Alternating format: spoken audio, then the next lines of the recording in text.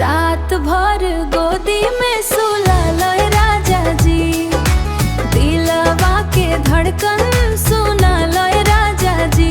तोहरा बहिया में दुनिया भुला जी,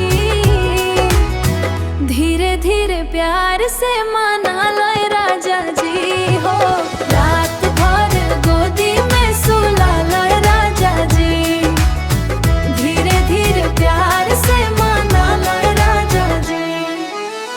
दिन भर के थकनिया मिट जाला जब तू हंस के करीम जाला।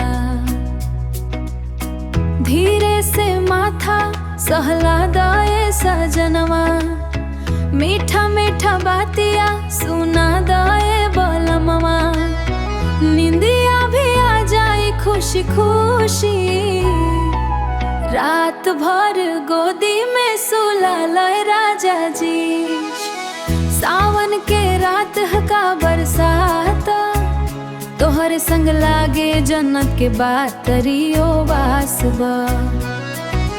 खिड़की से आवे ठंडी ठंडी हवा, दिलवा करे बस तोहरे ही चाह। तोहरे सीना पे रख के सिरिया, भूल जानी दुनिया के सगरो फिक्रिया।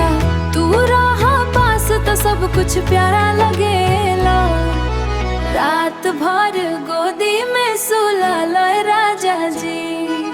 धीरे धीरे डीजे पे बजे लव वाला सॉन्ग, तोहरे बिना लागे ना कुछ भी स्ट्रॉन्ग हेड स्ट्रॉन्ग। हाथ पकड़ के बोली मी मत जा दूर, तोहरे प्यार में दिलवा बफूल मचोर। चमके तोहर अखिया जैसे तारा, तू ही बड़ जान हमरा सबसे प्यारा। तोहरे हंसी पे दे हार गईनी, प्यार में तोहरे बेकरार हो गईनी। गाल पे चुम्मा दे के मुस्कुरा दा, अपना बहिया में हमरा के छुपाल। आज न चाहिए दुनिया के टेंशन, बस तोहर प्यार और अफेक्शन रही। रात भर गोदी में सुला लय